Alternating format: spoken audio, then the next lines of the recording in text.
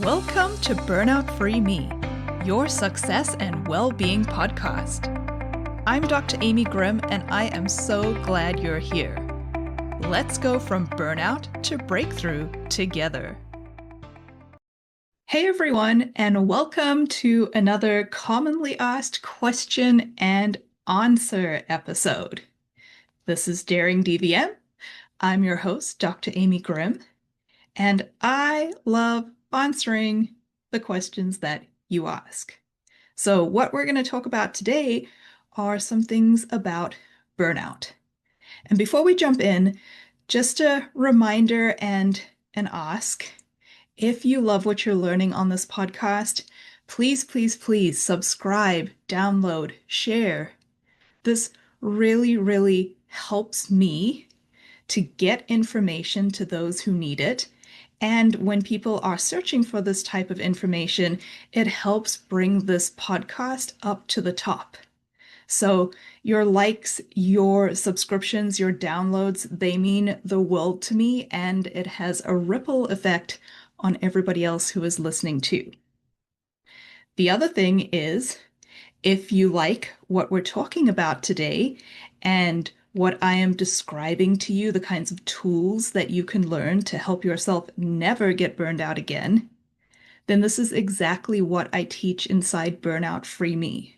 You can find a link to that program and the waitlist in the show notes. And if you want to check out the website and learn a bit more, you can do that at daringdvm.com as well. Okay, so let's jump into some of these questions. One thing that I get asked in a number of different ways is basically if I could snap my fingers, if I could wave a magic wand, what is the one thing that I would change about veterinary medicine and the culture that we have as professionals? So basically, this is a, hey, what do you think some of the big problems are and what would you change? And really, for me as a coach, when I'm working with clients, one of the biggest things that I think is worth changing is our own culture and perception around self-worth and productivity. Because so often, as high achievers, we start to measure our value by how much we do, or how long we work, or how perfectly we serve our clients. And this can be damaging in the long run. So what I would love to do, if I could just wave a wand, is create a profession where our boundaries are respected and we have strong support systems, as well as when you care for yourself or take care of your own well-being, it's actually praised and celebrated. And I wouldn't just change everything either. There are a lot of things that I would keep for this profession. And that absolutely includes things like compassion and dedication, because that is what drives our field. Veterinary medicine is so full of people who just care deeply for animals, for clients, for each other. And we need to learn how to do that for ourselves. That compassion we have is a superpower, and it just needs to be protected and channeled in a way that doesn't cost us our health or joy. So, another common question I get is about burnout. How do you define burnout? How does somebody even know if they are burned out? And let me tell you, my definition is different than what you may have heard in company trainings or other HR mandated wellness courses, because I think burnout is about more than just chronic, unmanaged work stress. Burnout is when exhaustion becomes your baseline. And the way I define it is that burnout is a nervous system problem. It happens when your body stays in survival mode for too long. You're constantly pushing through, you're holding it all together, you're go, go, go, and your nervous system gets stuck in overdrive. And then eventually it hits a wall. So, this is why you can feel exhausted no matter how much you sleep. You start to feel disconnected from the things that you used to love, like you're running on fumes or just going through the motions, but yet you cannot stop. A lot of people describe this as a sense of tired but wired, the state of exhausted mediocrity. So, really, burnout is a sign that you have been pushing beyond your limits without the rest you need to recharge. And what's happening beneath the surface is that you're constantly running at a deficit. And our brains, they're in this near constant state of heightened arousal, which triggers our stress response over and over and over again. And over time, this leads to fatigue, emotional fatigue, cognitive fatigue, physical fatigue. Burnout is being in this chronic state where your mind, your body, and your emotions are depleted. So, if you're questioning whether or not you're burning out, look for things like emotional exhaustion, like feeling like you've got nothing left to give, cynicism or detachment. So, noticing yourself becoming more negative, short, irritable. Maybe your anxiety is increasing. Potentially, you're feeling more frustrated at little things that didn't used to bother you, or even becoming less compassionate. That sense of no more fucks to give. That's burnout. Now, you can also experience decreased work performance, as described in the definition by the World Health Organization. Although, to be honest, when I'm working with high achievers like veterinarians, business owners, company execs, I don't often see a decrease in their performance just because we're so used to pushing through our discomfort and maintaining a high level of work. So, a lot of times it can feel more internalized, like you have a reduced sense of accomplishment, which is a feeling of no matter how hard you work or how much you do, it's never enough. Like you can never catch up. There's always more. So for me, that's always a little bit more telling when I'm working with my high achievers. And a simple self-check for you is if you're somebody who makes time to rest and you do not feel restored afterwards, it's just like you're constantly running on fumes. That's typically a red flag that you're in burnout territory. So, when you think about burnout and the things that you want to change in vet med, another question that I usually get as a follow-up is, okay, well, what do you believe are the top causes of burnout? And let me tell you, I think there are many. But when I think of this as a nervous system problem, the overarching theme is that we are operating at an unsustainably high energy level in which we are not replenishing ourselves and resetting our stress response. So, the biggest cause of burnout that I see in that sense is that we just don't have the knowledge or tools to notice when we're tipping over into that sympathetic overdrive, that dysregulated fight, flight, or freeze state. And then we don't have the tools to actually reset our response in the moment and bring ourselves back to the parasympathetic rest and digest, where we can recharge and we can operate from a state of fulfillment and one that is healthy and sustainable instead of just depleting us constantly. And those are some of the tools that I teach in Burnout-Free Me. Now, when it comes to veterinarians in particular, there's usually three big categories pardon me, categories that I see for the biggest drivers of burnout. Number one is this perfectionist tendency and high achiever mindset that so many of us have. Because we oftentimes set ourselves impossible standards and then we tie our self-worth to our achievement. So we believe that we have to achieve in order to prove our self-worth, but our achievements also have to be so exceptionally high. And when you're constantly functioning at this level without resting and without recharging, it's a straight recipe for burnout. Another one are the systemic pressures that we face. Because let's be real, this isn't just a personal problem, right? There are things within the system that need to be improved.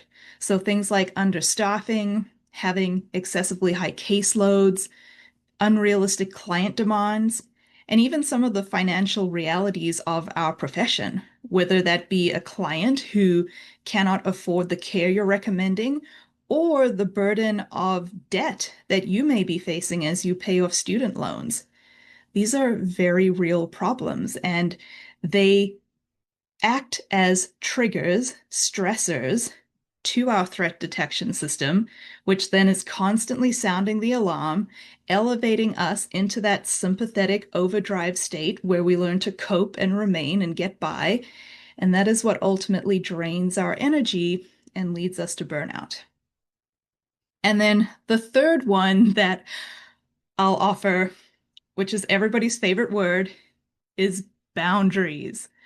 Oh my goodness. Yeah. So we aren't very good at setting boundaries. Let's face it, it's not a skill that we've typically been taught.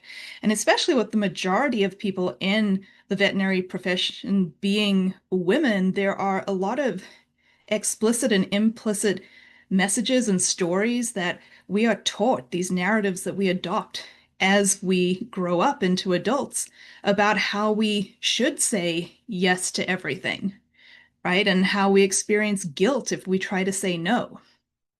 And that can lead us to putting ourselves in situations where we take work home with us. Like, literally, think of the person who takes their records home to sit on the couch and complete them while drinking a glass of wine. That's one.